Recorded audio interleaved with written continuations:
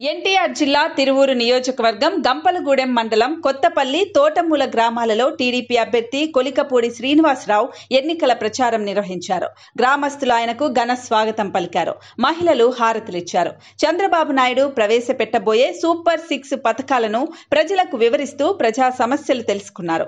అధికారంలోకి రాగానే అన్ని సమస్యలను పరిష్కరిస్తామని హామీ ఇచ్చారు. తనను గెలిపించాలని ఓటర్లను అభ్యర్థిస్తూ ముందుకు సాగారు తిరువూరు టీడీపీ అభ్యర్థి కొలికపూడి శ్రీనివాసరావు. ఇంత అద్భుతమైన స్వాగతం పలికి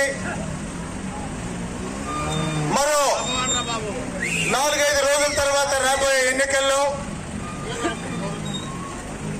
తెలుగుదేశం పార్టీ జనసేన బీజేపీ కూటమికి ఇంత అద్భుతమైన మద్దతు ఇస్తున్న మీ అందరికీ పేరు పేరున పాదాభివందనం.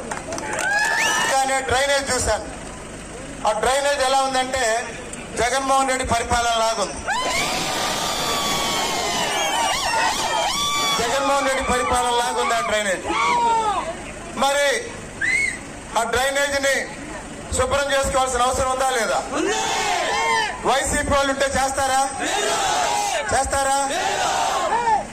డ్రైనేజీ శుభ్రం చేయకపోతే దోమలు పెరుగుతాయి, వ్యాధులు పెరుగుతాయి.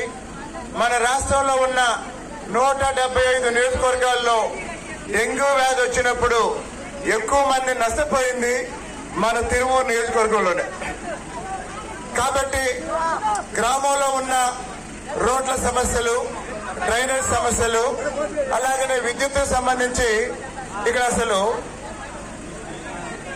విద్యుత్ సంబంధించి లో వోల్టేజ్ విద్యుత్ సంబంధించి ఫ్యాన్లు తిరుగుతున్నాయా? అసలు ఏమైనా పనిచేస్తున్నాయా? అవి కూడా జగన్మోహన్ రెడ్డి పాలన లాగానే ఉన్నాయి. జగన్ ఏం చేస్తాడంటే బటన్ నొక్కుతాడు, డబ్బులు పడవు.